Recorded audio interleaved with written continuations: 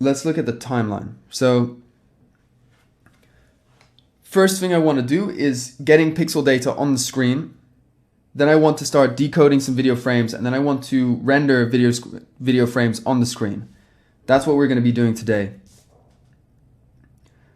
These streams will start out a bit like tutorials, and as I progress through this project, it will turn into me learning and me not necessarily teaching and just trying to figure out how to solve a problem. And that will be quite interesting as well. But first of all, to get up and running, I will be basically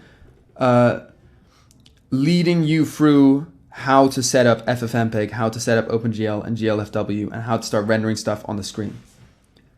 So let's do that. Right, I'm going to start with an empty project here. I've got video app, a video app Git repository, and what I'm going to do is just go to my desktop and clone this. Okay.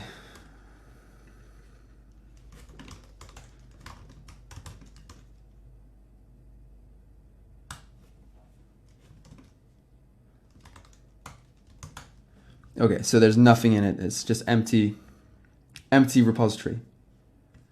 So I want to start out by making a few directories. I want to have a source directory and I want to have a library directory. I'm going to bring this into Sublime and create a few big basic files. So we want a README, video app, C++. And I want to also create git ignore.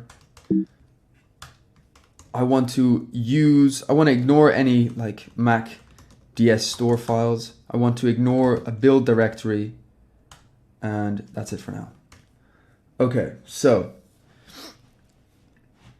that's my basic structure. I have a library folder, source folder, and yeah, let's get to work. So how do you set up OpenGL and GLFW on a Mac to start developing applications that are cross-platform? So the first thing I do is I install GLFW as inside the library folder. So if I'm here, I've got my library in my source folder. I'm going to go into the library and I'm going to install, I'm going to say git submodule add. I'm going to install a, let's see, what's it called? I have it written down somewhere, probably references. GLFW. So I'm going to say git submodule add. Oh God.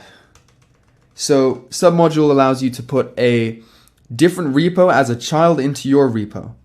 So here we've got GLFW and I'm going to install it inside lib as under the name GLFW. So then it starts cloning all of the data there. The nice thing is that if you want to update GLFW, you can just check out a new version of that repo inside your repository. So we've got that installed. If we look here, we've got GLFW.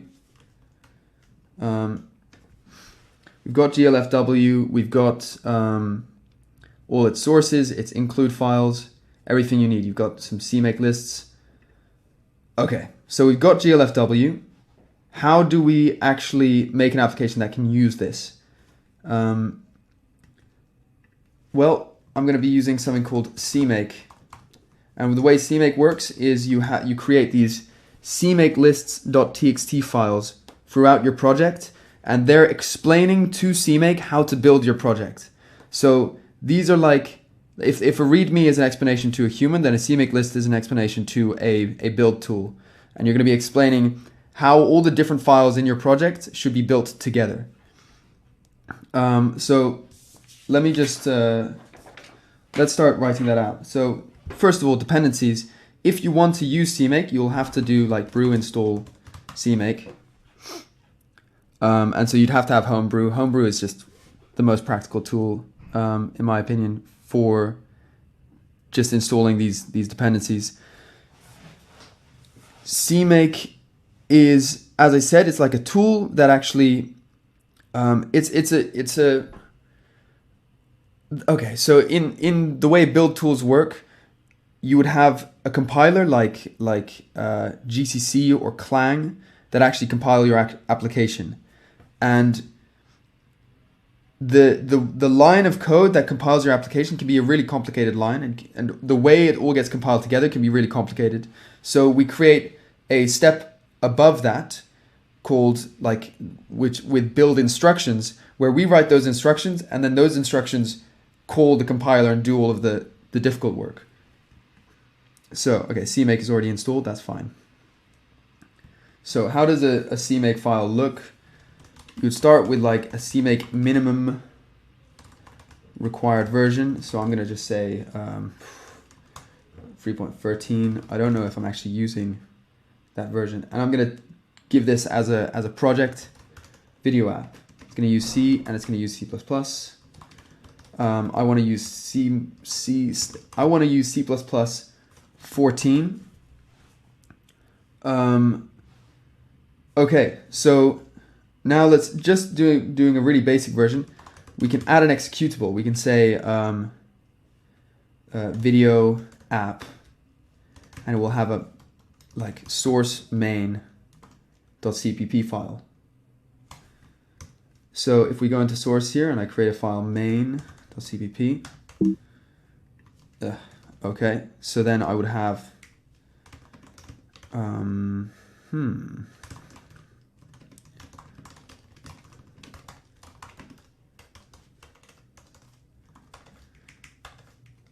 let's just have a really basic hello world main.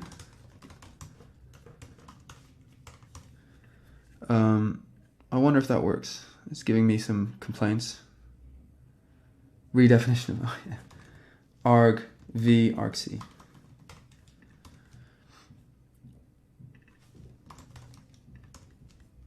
Okay, let's see if that works.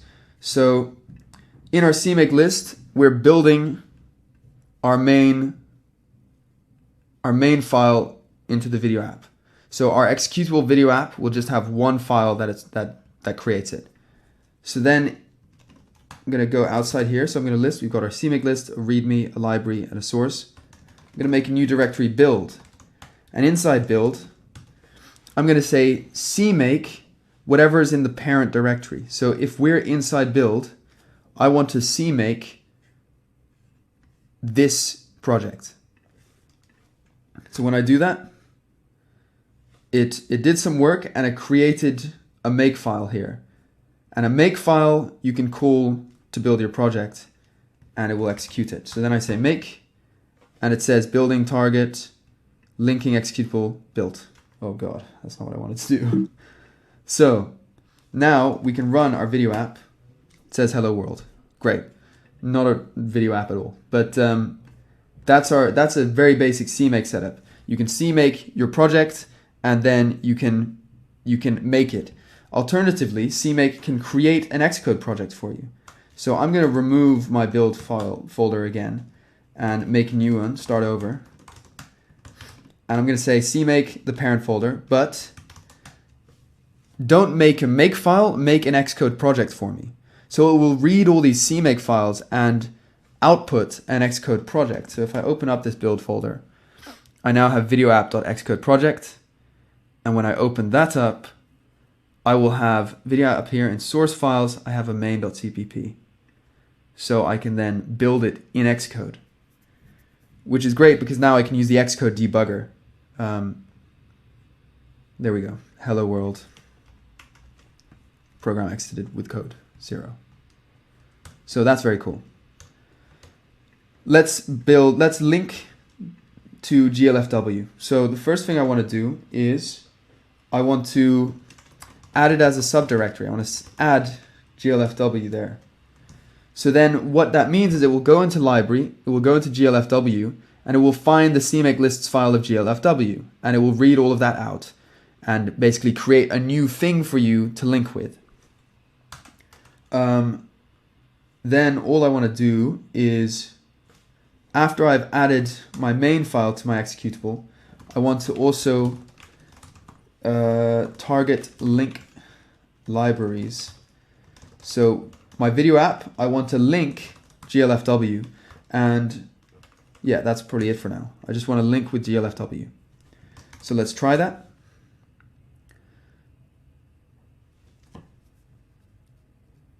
Okay, generated, all done. So now let's look in Xcode and see if it's working.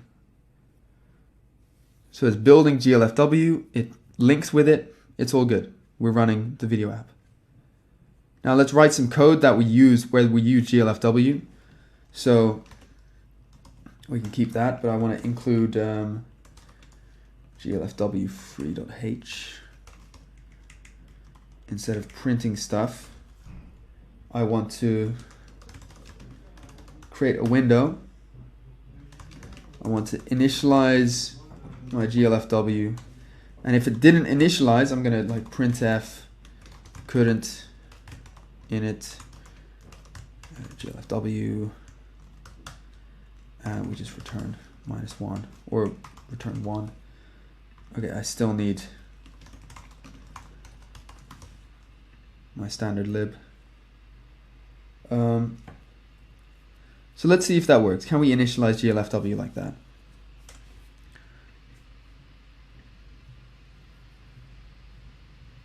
Yes.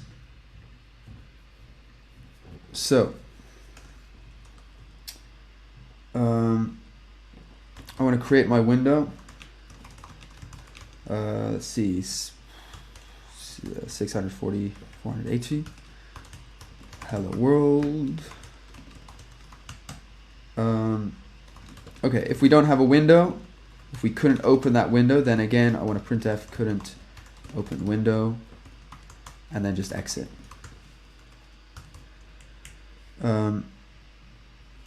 So the problem is if we open a window and then we just exit out of main, the window will disappear immediately. So we actually have to stay open, which means we have to create a run loop. So first of all, I'm going to say the window that we just opened, that's the window that I want to be operating on right now in this thread. So I'm going to make the context current. And so then while, as long as the window should not close, we can just say, see if we could just keep it open like that, just nothing. Maybe GLF wait events. So we initialize GLFW, we create a window, and then we stay in this while loop, waiting for events from the user, as long as the window should not close. So let's try that. Amazing. So we've got a window. There's nothing on it. Can we close it? Yeah. So we were able to exit out of that loop by pressing the X button, or probably by doing Command Q as well. Perfect. So that's a super basic GLFW setup. So in our CMake lists, all we've done is just linked our library GLFW and created our executable with a main file. That's it. Okay, let's render some stuff on the screen. So with GLFW, inside here, we can do our rendering. So we can use GL commands like GL clear, GL color. We want to clear GL depth buffer bit. And then I'm going to use a really old command like GL draw pixels. I want to draw 100 pixels by 100. It's going to be just GL draw pixels allows you to just get a buffer of pixel data and put it on the screen in like the most crude way. So we have to create a buffer first. So let me just do that outside of the while loop. I'm going to just create an unsigned char buffer data. And I'm just going to say, well, new unsigned char, it's going to be 100 by 100. And each pixel has 3 bytes, a red, green, and a blue byte. So I want to fill all of that with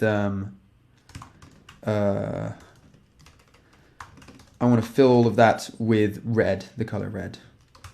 This is really crude, but it gives you an example for how you could just get data on the screen, because that's what we want to do.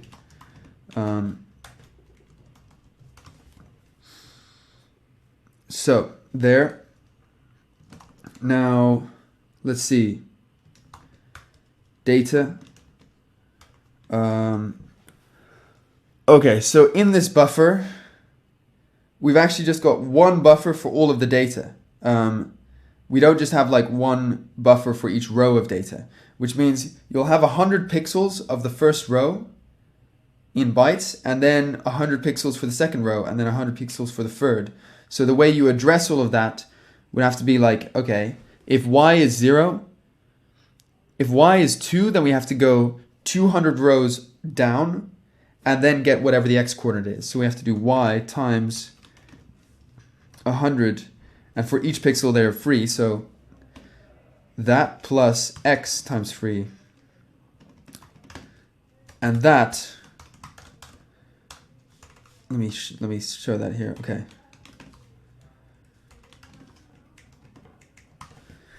This is how I could fill a buffer with data. Let me see. So data at this point will be the row. Let's see, how do I explain this properly?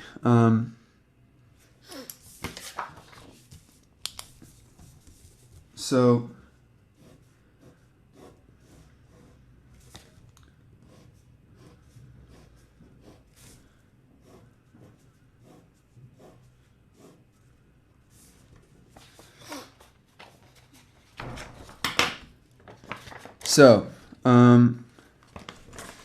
if this is my image, then every pixel, let's see if I can do this properly. Okay. Every pixel that we have will have a red, a green, and a blue byte. So the way we would store this is RGB. You can imagine it like that. You'd have RGB, RGB, RGB, RGB. And so this 5 by 5 image would be stored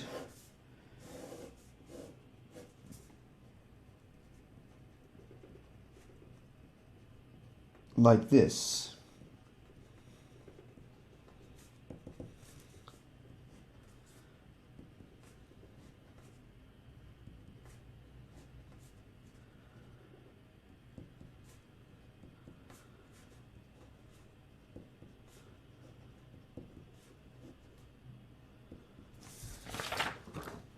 So it would just be one whole row of data starting with x0, y0, the red, the green, and the blue component.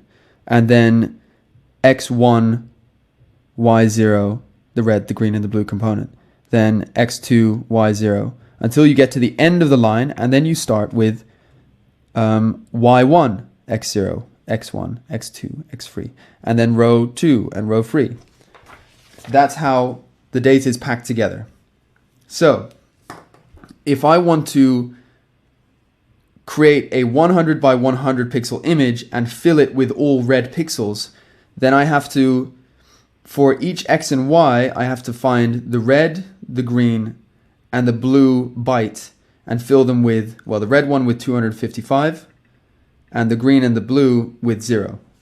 So we end up with here, what we have here, y, like we have the width of that one line, so that for row 1 we have to skip over 100 pixels, which means we have to skip over 300 bytes. For row 2 we have to skip over 200 pixels, which is 600 bytes.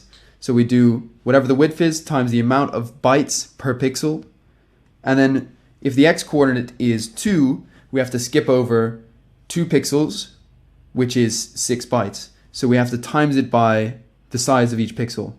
And then that will be the red component. And then one byte further will be the blue component, and one byte further again will be the green component. So we get red, green, blue. Right.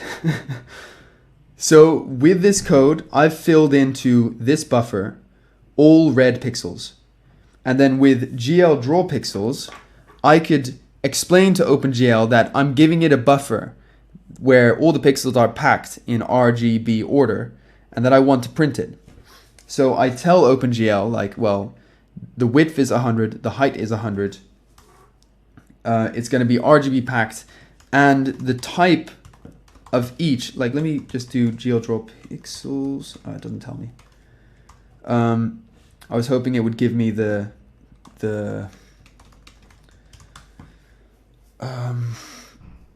documentation for it. Yeah, so this is the documentation here. We say the width and the height of the pixels we want to draw, the format that the pixels are stored in, and the type of each byte or each component of the pixel, and then a pointer to our data. So that's what we're going to do here. We've got that the format is RGB packed. Each component of the pixel is an unsigned byte, and then we give our data like that. And then supposedly that might work. We'll see. So I'm getting some warnings. Yeah, it's deprecated. People don't really use this kind of OpenGL programming anymore. The tendency is to use shaders. I don't want to go into shaders too much right now because actually all I want to do is just put pixels on the screen. So I'm going to ignore those warnings and hopefully it will compile. So, okay, this is a common error. These symbols are undefined, but note that it happened in the linker, which means that when we're programming, we're aware that this function exists, but when the time comes to actually compile the program, we can't find the code for that function, and so it doesn't link properly. So in CMake, I have to link with GLFW, but I have to link with a few other things. So I'm going to link with extra libs, which is a variable I'm going to make. So I'm going to say if I'm running on Apple, I want to append to my list extra libs. I want to append, let's see, what do I need to add? Just framework OpenGL. Let me put in the Windows equivalent. You'll have to fact check me on this one. I'm not exactly sure if this is correct, but I believe to get those OpenGL functions to work, you have to link with lglue32, lopenGL32. Maybe it's just that one, but I'm not sure. Otherwise, let's assume it's Linux, and so then we want to just link with lgl, lglue, lx11. I think that should work. For Windows here, apparently, you have to say CMake executable linker flags. I'm going to say standard equals to GNU99 static lib gcc static lib standard C++ m Windows. Apparently. So I will have to check this on Windows and make it fully cross-platform. But I believe those are the extra libs you need to link with to get OpenGL to work. So let's see if that works. So I have to run CMake again. And it successfully links. But I don't see any red pixels. And yeah, so what's going on? Why am I not seeing anything? We drew the pixels. Because we didn't swap the buffers. So when you're drawing with OpenGL in GLFW, you actually have one buffer that you draw your pixels onto. And when the time comes to render it, there's actually, you have a back buffer and a front buffer. You have two buffers. One is shown to the user at any time, and the one on the back buffer is the one that you draw on. So you draw on your back buffer, and once it's full, you swap them around and you show that to the user. And so then you start filling in your new back buffer. So you have to swap the buffers after you've done your rendering. Otherwise, whatever drawing you do will always be on the back buffer and never visible to the user. So I had to swap my buffers. So yeah, let's try that again. Okay, great. We've got a tiny little tiny rectangle of 100 by 100 pixels that are red. So there's pixel data there that I'm showing on the screen. Obviously, we want that pixel data to be video data and not just red pixels. But we're getting something on the screen, which I think is an important step towards putting anything on the screen. Because the code you see, even though it's doing something very simple, if you swap out the data there for any kind of other data, you will be getting any kind of other data on the screen. So this is like the simplest program you could have to render data on the screen. So actually, at that point, I'm gonna commit this. So I'm gonna add. Let me commit all of this.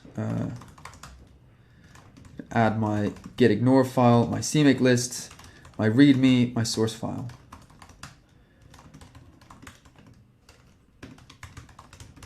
Initial commit. Ugh.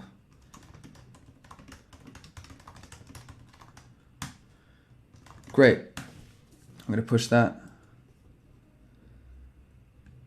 Right, so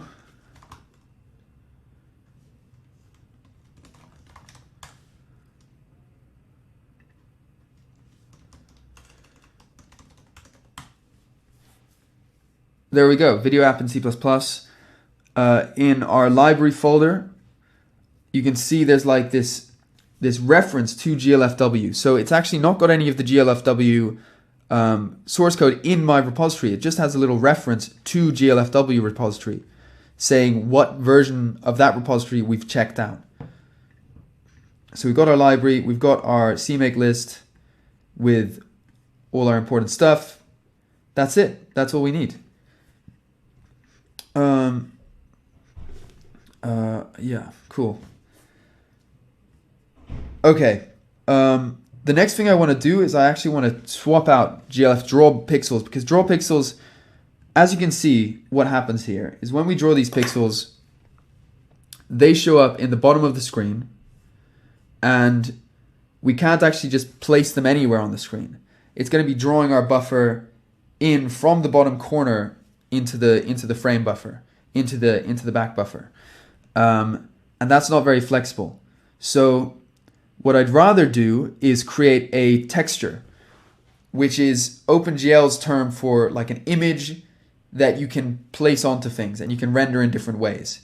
So I'm going to create a texture by getting my data, putting it into a texture inside OpenGL, and then you can instruct OpenGL to put that texture wherever you want. And you can also render it in 3D space. You can say this texture has to be floating at an angle, or has to be viewed in a certain way. And so it becomes much more flexible, and also every time you want to render the texture, you don't have to send OpenGL the data again. You just load it in once, and then it's stored on the GPU, and you can put the texture, you can render the texture multiple times. And there's all sorts of optimizations that go along with having that texture. So let's keep the raw data that we have, just this 100 by 100 block of red. Maybe I'll put some like a blue square in the middle by creating another loop here that starts from y25 and goes to y75 and x25 to x75. And instead of putting in those, I'm going to put in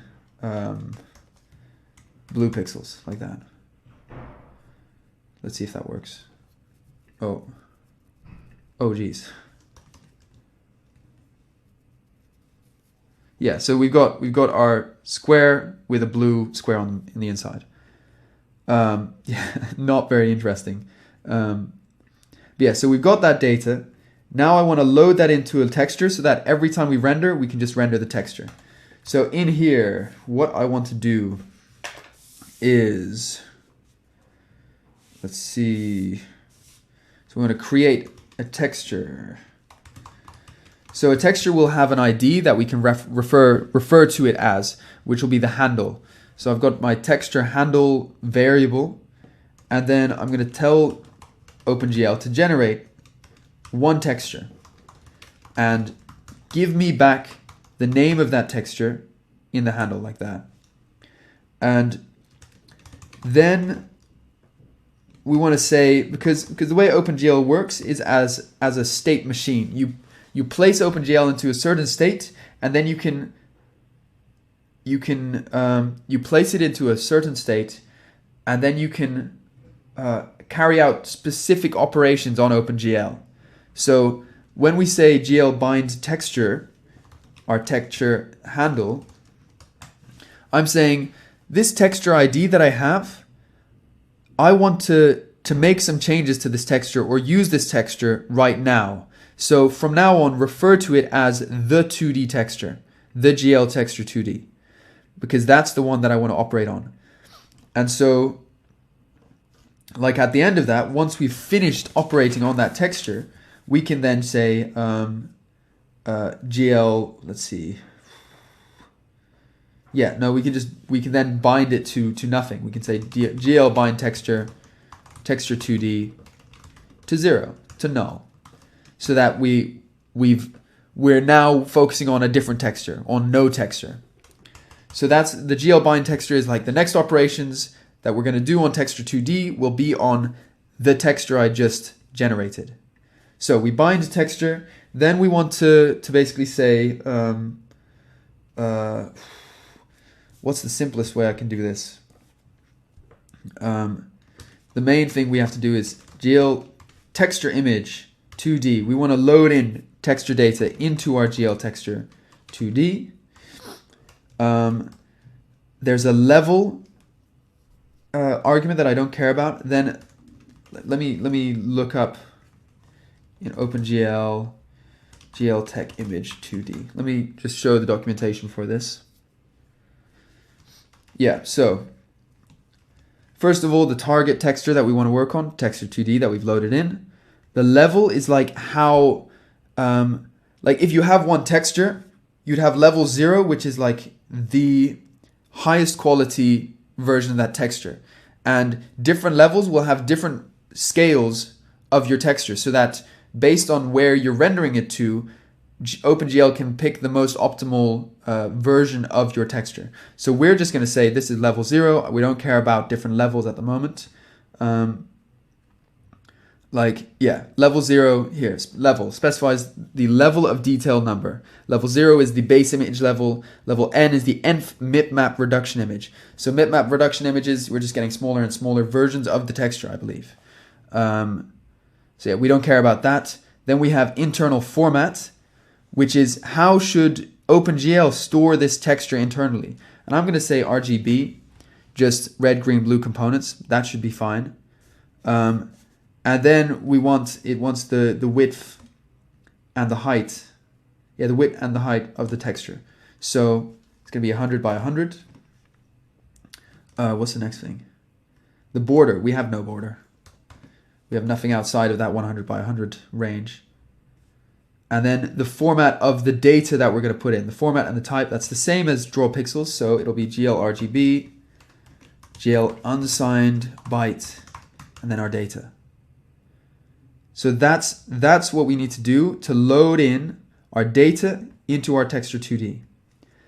Now I might be missing a few important things here to load that in, but we'll add that in later. Hopefully that should work to create our texture. Now how do we render that? So I'm going to get rid of our draw pixels. I'm going to keep the clear function and the swap buffers function. But now to render it, we have to actually deal with the way OpenGL deals with coordinates and how it places stuff on the screen. So I want to do something that they call an orthographic projection. I don't want to do any 3D projection. I want to project it like on a flat surface, looking straight at it. And so I have to set that up. I want to make it so that when I refer to coordinates with OpenGL, like 0 or 100 or 200, I'm actually referring to the 0 or 100 or 200 pixels visible on the screen. When you're doing a 3D game, you don't want to think of it in terms of the X and Y pixels on the 2D surface. You want to think of it in terms of the 3D pixels, the 3D coordinates. But for my purposes, I don't want to do that. So I'm going to use an orthographic projection. So first I want to know the width and the height of our window. And I can use GLFW can tell us exactly the width and the height. I'm going to say get frame buffer size of our window and put it in these two variables. Next up, I want to go over to, oh God, I don't know why I did that.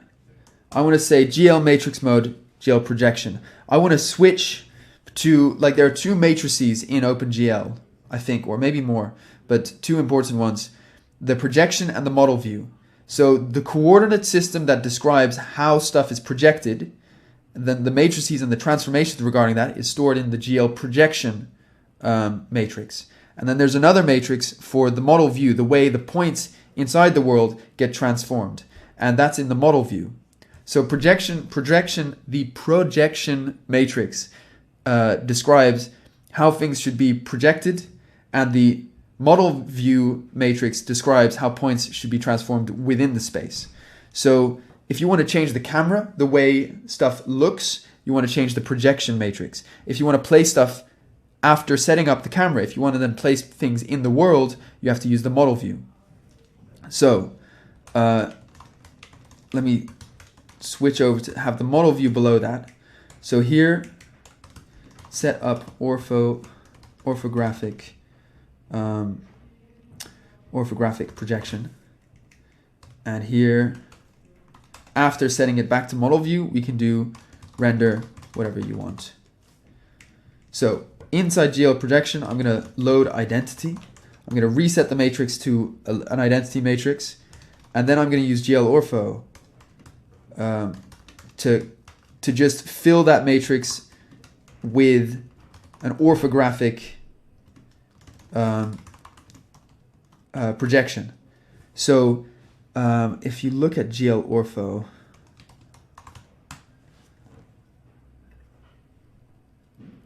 yeah, okay. So it explains that in the world coordinates, if I give a value 0, it will go all the way to the left of the window. If I give a value of whatever right is, then it should be all the way on the right side. If I give a value of 0 in the y-axis, it should go all the way to the bottom. If I give a value of top in the y-axis, it will go all the way to the top of the window.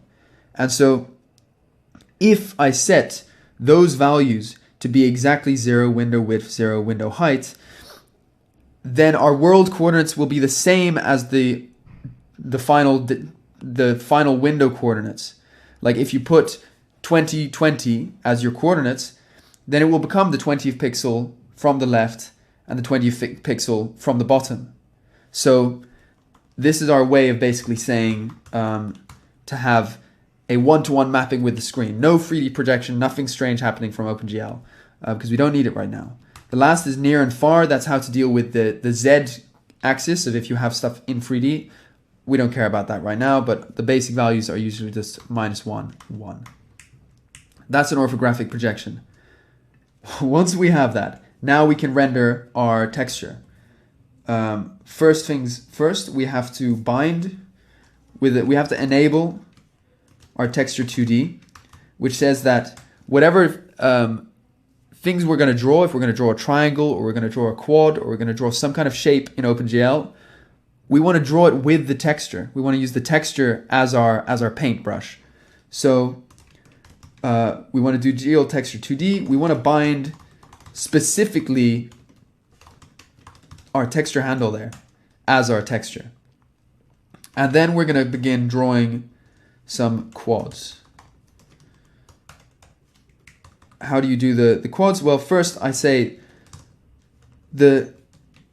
the texture coordinates 0, 0, the left bottommost corner of the texture should go to the vertex coordinate in the world of 0, 0. And then the texture coordinate 2D of 1, 0 should go to the world of 100, 0. The texture coordinate, and textures are basically 0 to 1. They're like squares. Like the coordinates for them are like that. Let's see, do we do 1, 1 should go to the vertex coordinate 100, 100. And text coordinate 2D 0, 1 should go to the vertex coordinate 0, 100. And that's wrong. And then we're going to say GL end. And after that, we're going to disable our texture 2D again. And that should render it. All these warnings is because I'm using old-fashioned OpenGL. I'm going to disable those. And so I'm going to go back into CMake and I'm going to here go add definitions, GL silence deprecation, because I don't care. If you want to learn to use proper shader language OpenGL, you will have to find that somewhere else, because I'm not interested in doing in building stuff with shaders right now. There's no benefit to me. I just want to get basic graphics on the screen so that I can do video processing.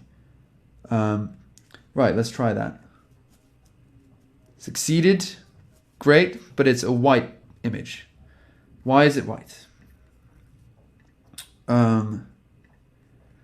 What have I done wrong?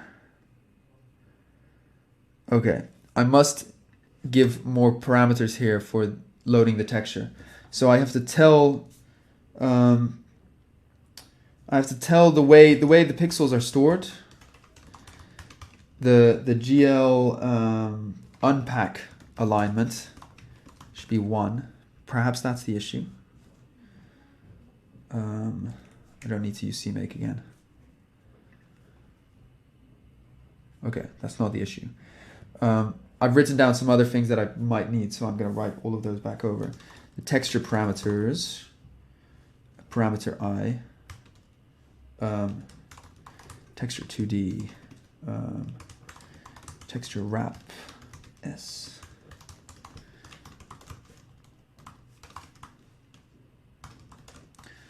I don't think these are what's causing the problem, but it doesn't hurt to put in all of the things you need to do.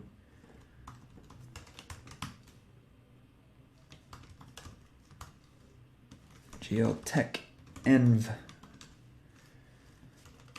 environment and env envelope environment. I don't know what this is. The part of programming that I don't enjoy, where you just have to copy specific things just to be able to then do the programming you actually want to do. You have to set up the environment in a very specific way, and you don't really know what some of the stuff means. And it's still white. Why is it white? We're giving it RGB, unsigned byte data. Let's see.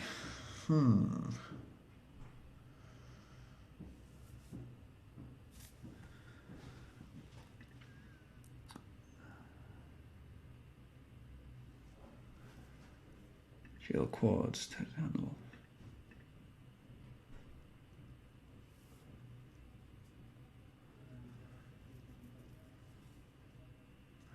Why would it be RG? Why would it be white?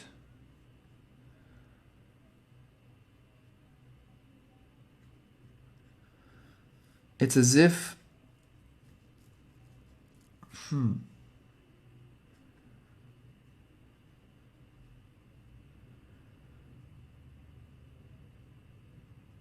Is it like drawing to a depth buffer?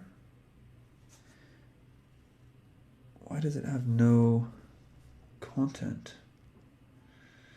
Okay,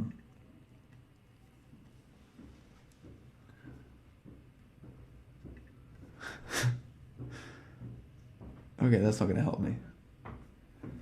Okay, let's see.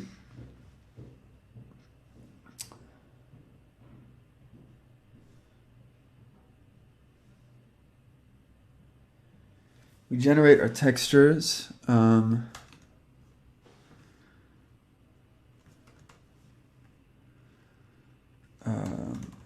Take width, take height.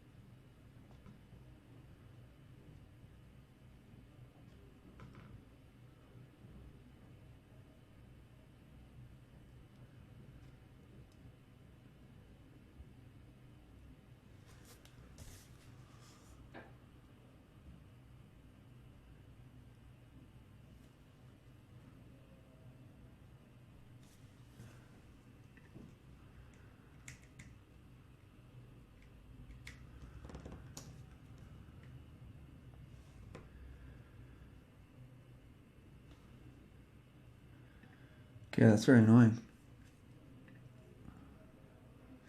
I don't know why I'm not getting any colors. Let's see if we can just move the coordinates around, first of all. So if we like offset it all by 200,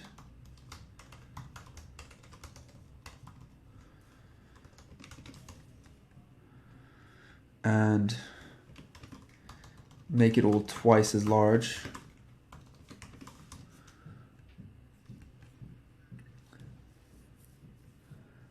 Okay, so we've still got our. Why is it white?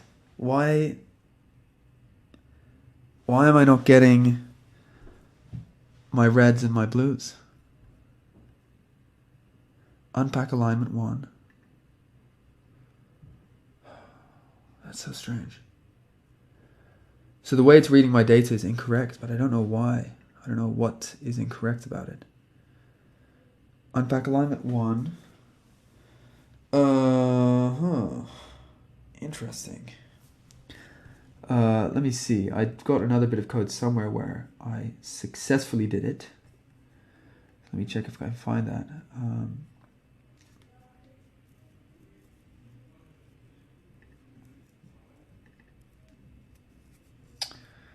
Stream notes.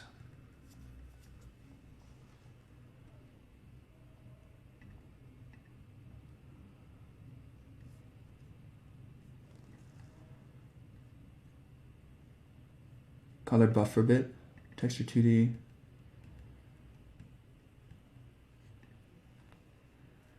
I'm doing exactly the same thing. What are the difference? What's the difference? Unpack alignment. Yeah. Is the data different? No, the data is not different.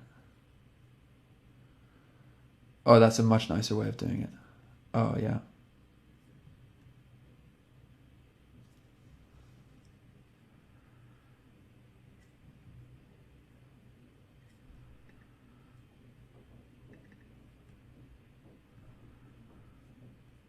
Generate my texture.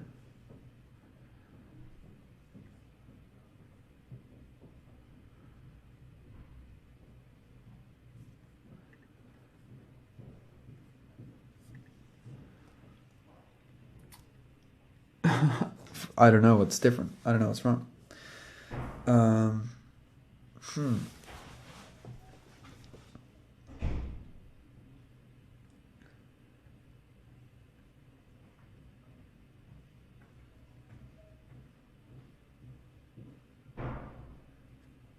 Gonna make the context current.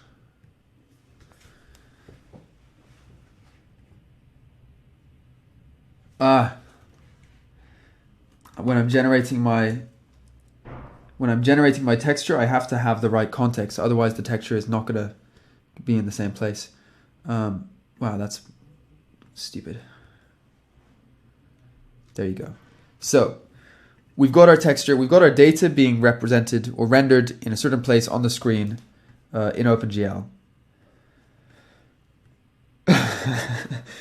Okay, now the next step, which is the interesting step, is to get FFmpeg running to, instead of having some fake data, have video data rendered to the screen.